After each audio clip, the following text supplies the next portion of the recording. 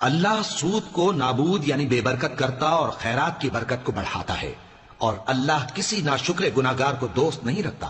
جو لوگ ایمان لائے اور نیک عمل کرتے اور نماز پڑھتے اور زکات دیتے رہے، ان کو ان کے کاموں کا صلہ اللہ کے ہاں ملے گا، اور قیامت کے دن ان کو نہ کچھ خوف ہوگا اور نہ وہ غمناک ہوں گے۔ مومنو، اللہ سے ڈرو، اور اگر ایمان رکھتے ہو تو جتنا سود باقی رہ گیا ہے اس کو چھوڑ دو۔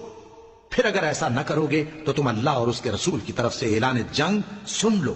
اور اگر توبہ کر لو گے اور سود چھوڑ دو گے تو تم کو اپنی اصل رقم لینے کا حق ہے، جس میں نہ اوروں کا نقصان اور نہ تمہارا نقصان۔ اور اگر قرض لینے والا تنگ دست ہو تو اسے کشائش کے حاصل ہونے تک مہلت دو، اور اگر زر قرض بخش دو تو وہ تمہارے لیے زیادہ اچھا ہے، بشرطے کہ سمجھو۔